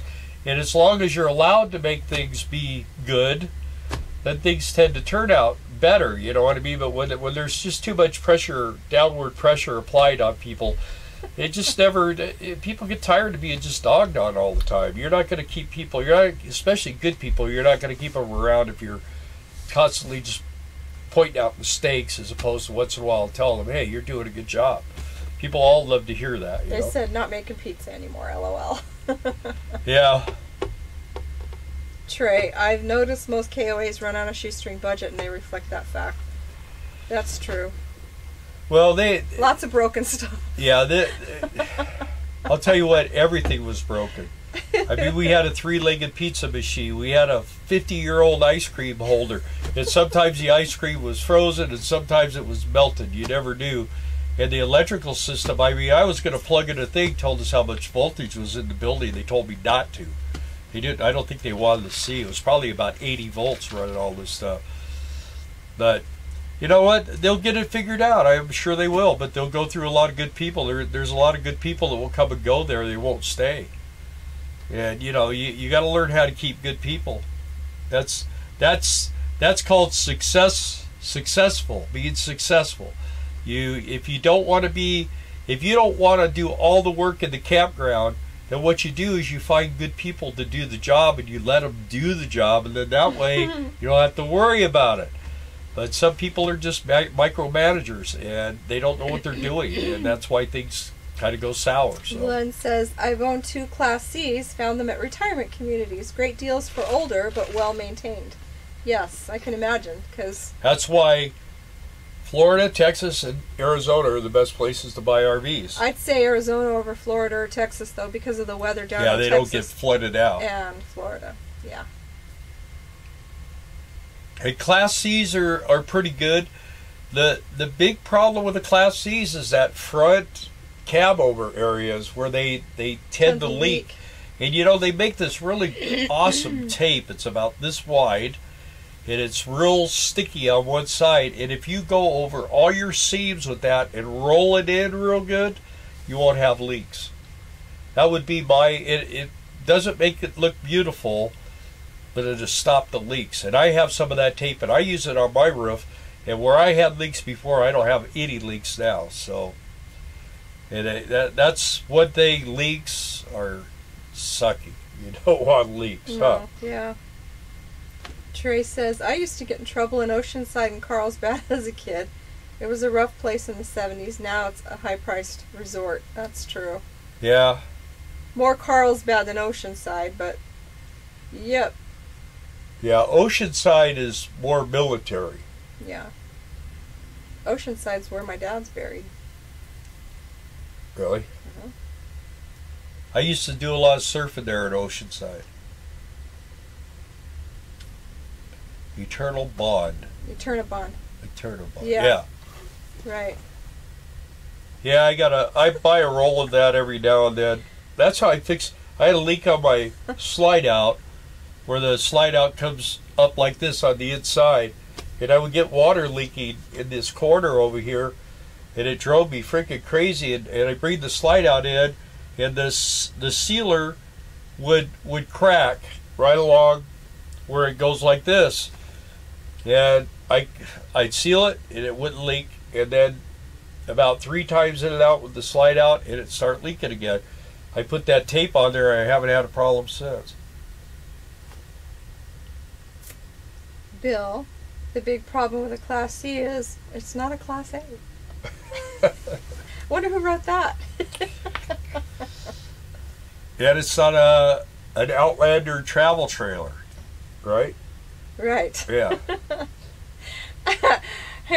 Kevin said, Pooh Bear, I have that tape in case someone I meet needs it.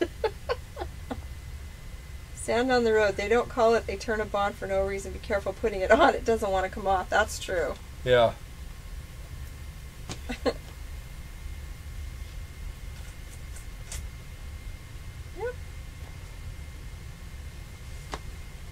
Yeah, Kevin has it just in case someone needs it. Well, just wait. Give that trailer of yours, that perfect trailer that is just amazing. Give it about 5 years and see what happens. They all have problems, Kevin. If you think you're not going to have a problem, you're thinking wrong. You got to always try to be ahead of the game on that, especially if you don't want problems. One of our friends, I won't tell you his name, but he's got an RV and he's like, I just want to get on the road and not have any problems with it. That's not going to happen. Everybody knows that, except him. Yeah, you know, he got... Oh, well, I might be giving yeah, it away. you will.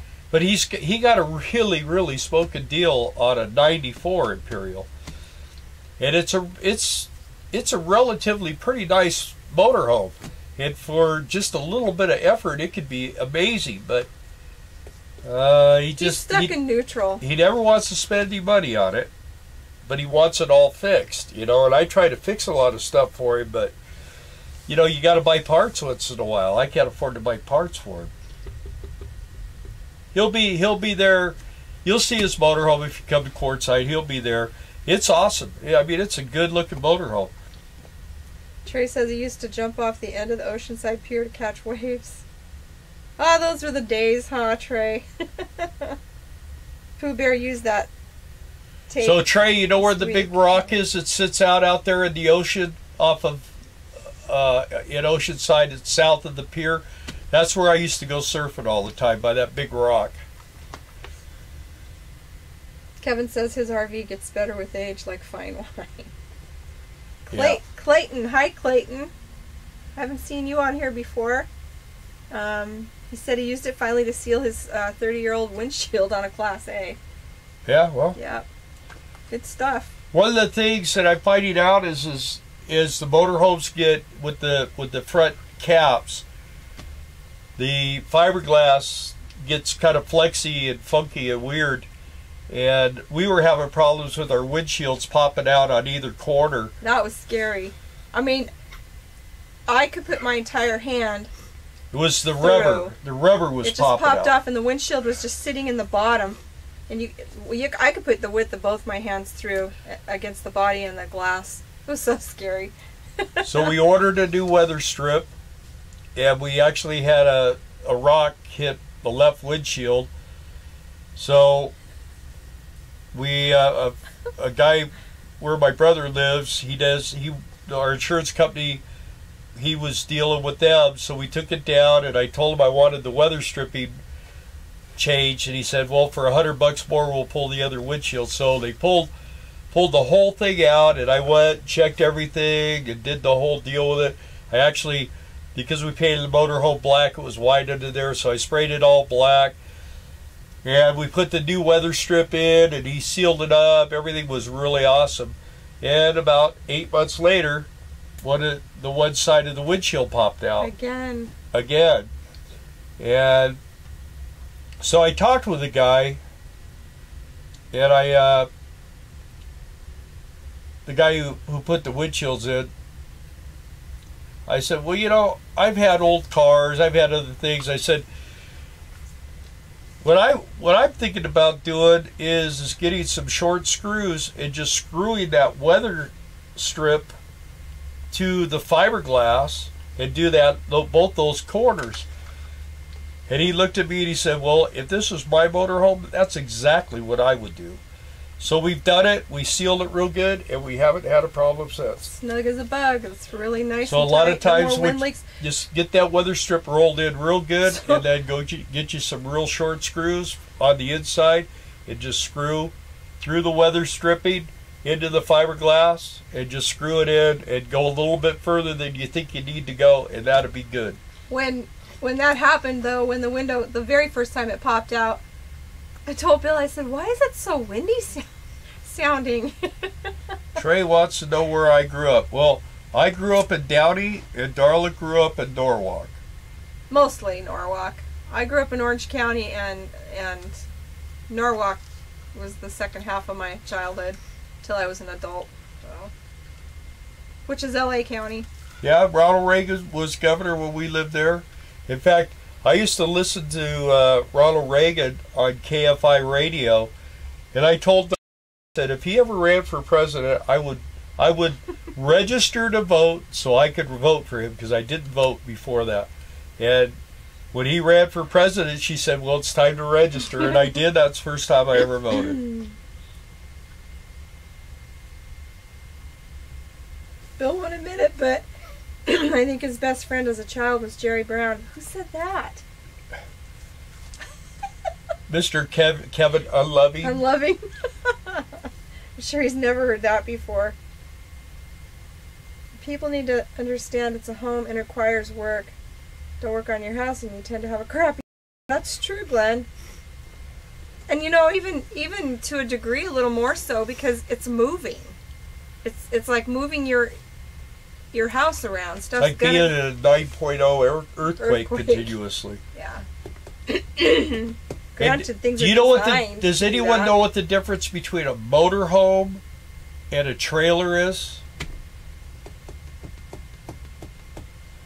A motor home, when something goes wrong, you know immediately. In a trailer, when something goes wrong, it's always a surprise when you open the door.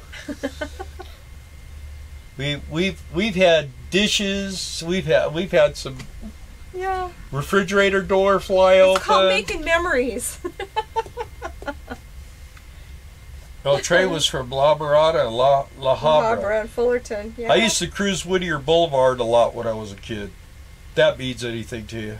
And Bellflower. Do you remember and Tweedy. Roman and Barkley on KFI? I do. Oh, yeah. Yeah. Funny. Kevin's just slinging you with arrows. I think he was also hung around with Maxine Waters when him and Jerry were in LA. Yeah, when you're at a gasoline station, start a riot. Yeah, I know. Yeah. Well, we're about to close this thing out. Darla said, I don't want to do a 2-hour thing. It's been an hour and 45 minutes, and you're still going. That's because I like people, but when I start thinking about doing a live for 2 hours, I'm just like sapped for strength. Well, see, we're down to 11. Our lady was watching now. Yeah. Makio's gone. Doug's gone. Oh, we're back up to 12. I think Dawn left. Dawn Litton.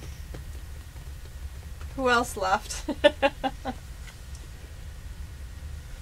I think Ellen left.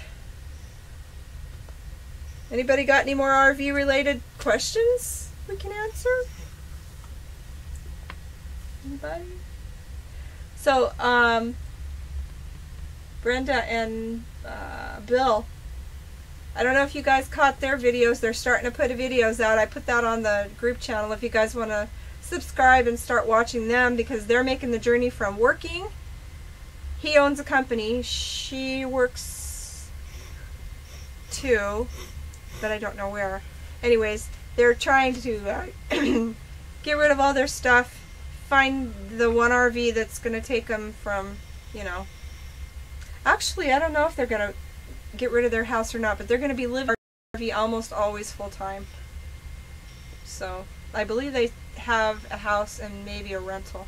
Anyway, you should check out their videos on Wandering Aces, Bill and Brenda. Yeah, they're on the group also. Yeah, they're on the group. So we post their stuff for them.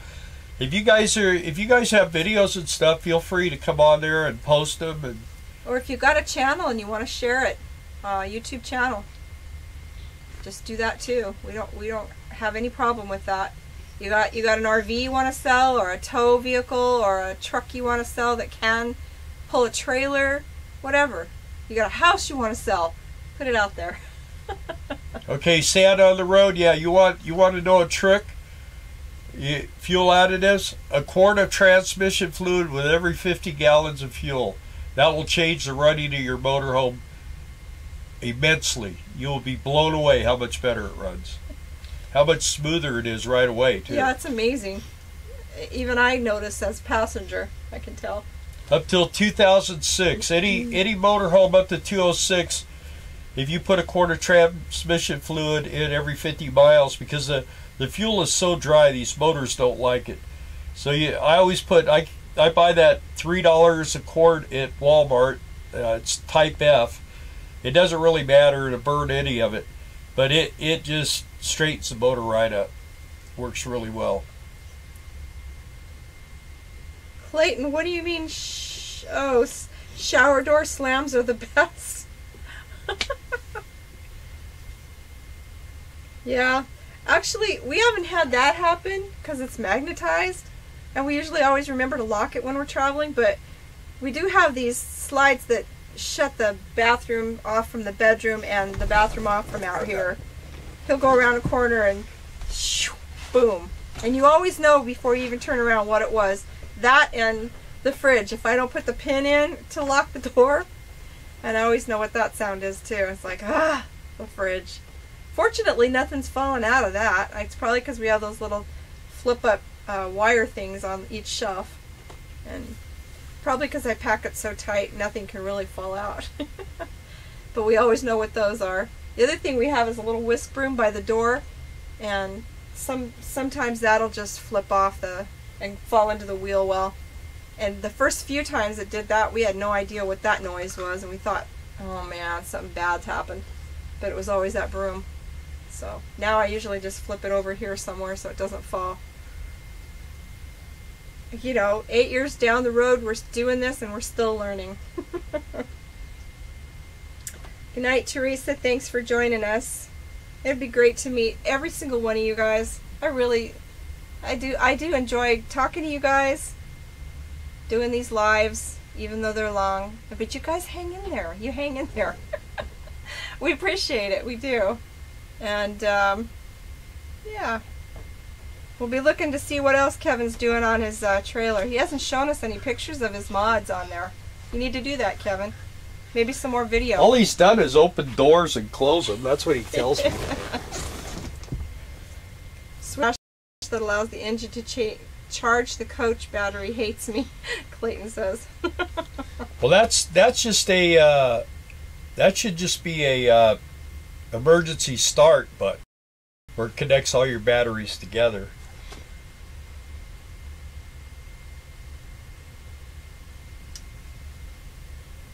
Yeah, you know, everybody, we're getting pretty close to that quartzite thing. So yeah, it's coming up quick. Anybody? We got to Sugarbeets quick. Yeah, Sugarbeets. As soon as that's over, then it's going to be everything just goes real quick. Christmas trees is usually pretty fast too. It ramps up real fast. We sell trees for a couple of weeks real hard, then it starts slowing down. Hey, here comes Rome, Bill. Look. Yeah, Ramblin' Rome. Be sure and message me if you haven't already. Yeah, Clayton, we're going to be going to Quartzsite this year, and we'll take a drive out to RTR in our pickup. We don't drive the motorhome out there. No. It was bad enough in the truck. Actually, the boomers, the escapee boomers, they are right down the way, but they got a real nice flat area. Right off the paved area. But so where RTR is, there's a lot of soft, and there's washes, and the thing for us is we like to take long showers. we could probably go out there and stay 3 or 4 days at the most. We have boondocked out there before. Yeah. But down by the as far out. Right off the road. But we have boondocked. We boondocked in Havasu too. We did that. We're not opposed. Well, we did a lot of boondocking last month, but we did. The thing about it is that we just don't like limiting everything. We like to, like now, I mean, we can get up in the morning, the microwave could run, and the coffee pot could run, and the hair dryer could run, and shower, and the heater. I mean, we can run a lot of stuff. When you're trying to run off your inverter or off your generator, it's not as friendly. So, and then it's weird because we should eat off of paper plates. We should. That's what we should do, because Darla's washing dishes I mean, it takes more water to wash the dishes than it does to take showers. So, I mean, it's just constant. There's ways to do that, too, where it's economical, you know, and you save the water, like... Good night, Kevin. Yeah, but anyways, there's ways. You could do dishes in a dish pan, and then you can take that water and throw it down your toilet if you want to, so that you're not having There's all kinds of ways, but anyway. Yeah, see, Clayton, we stay right by the road that goes to RTR. It costs us $235 to stay there for a month, and we have full hookups and everything. That's with the hookups and everything. Yeah. Man, that's nothing. And going to Quartzsite is kind of like downtime, vacation time for us. It's like... We ride our bikes. We ride all around town. We go to all the RV places. We go to all the little swap meets and everything. Just cruise our bikes around. And we go to the tent, and when you're out there at RTR, you really can't ride bikes too much unless they're dirt bikes. You know, it's about the only thing you can ride out there. You can follow your nose, right, darling? What is the temperature range at Quartzsite January and February? It's around 70 during the day and 50s at night. It can get pretty windy there. It has, but last year it wasn't bad. One year I remember, oh my gosh. But that was down there at that Rose Art. Where we're at, we don't get those effects. It was like a dust storm. You couldn't see 4 feet in front of your face. There was so much dirt. We just and that was right at the very end. Yeah, everybody was gone pretty much except for us and people we didn't know. But yeah. But that's an extreme situation. Very, very seldom does that happen. But yeah, we usually in the 70s during the day and in the 50s at night. Sometimes it gets down to the high 40s. But for the most part, you know, I mean, it's pretty comfortable. Mm-hmm. And there's really not a bug factor either. No bugs. Usually no bugs. So the snakes aren't out. Yeah. I've never seen a snake there. Yeah. And you guys, I don't know if I told you this or not, but there's the naked bookstore guy in Quartzsite. Darla loves him. He is so weathered that you can't really even notice that he doesn't have anything on but a banana hammock until he's walking away. He's a fixture in Quartzsite. He's even on their city council or whatever. But yeah, what everyone does is they take their new friends over there and throw them into shock. So, Sand on the Road, you're coming up here? Is that where you're coming to, East Grand Forks? Sand on the Road. Oy, where were they? It says going? hope to see us next week. I think they're going to Pembina. I think that was the name of the town. Tell us again, Sand on the Road, where you're going to be work and harvest. It takes a minute for it to go through. And I can't get that. Anyways, these people are already saying goodbye, so. Yeah. It looked like camping out. We're down to 13. I show 14. 12. I don't know. You know, I watch these guys where they have 450 people watching live streams. But they can't talk to and you anybody. can't talk to anybody because it's going zoom. So I really, truly, if we don't grow tremendously, it's not going to be that big a deal. As long as we have views and stuff like that, that's good for me. I like it more intimate. This is better. Sand on the Road, did you tell us yet? You haven't told us where you're going. I know there's a big delay on this. We're in what are we? 101 in Red River State Park. So you'll see the motorhome. You can't miss it. It's black with a blue stripe. Right. We got the one and only. And I'll tell you, we were in a Walmart one night. This guy had a brand new Mountain Air, beautiful rig, over $500,000, and he was all excited about mine. I'm just like, yeah, we paid 25 grand. Really? All right. Well, I think that's probably Stand on the Road. Are you doing a live stream next week? Are we doing a live stream next week? Probably if we do, it'll be on the weekend again. Yeah, Saturday. Probably be Saturday night. It's when I get home, man, I am whooped. Yeah. I mean, I might feel better this week, but it's just too hard because I gotta, and to do it till 9 o'clock would be impossible. I have to get showered and get in bed, and I work hard all day, man. I actually come home and I feel like I'm still in that skid steer. I feel like I'm doing this. So, all right, you guys. Well, we're gonna blow out of here too.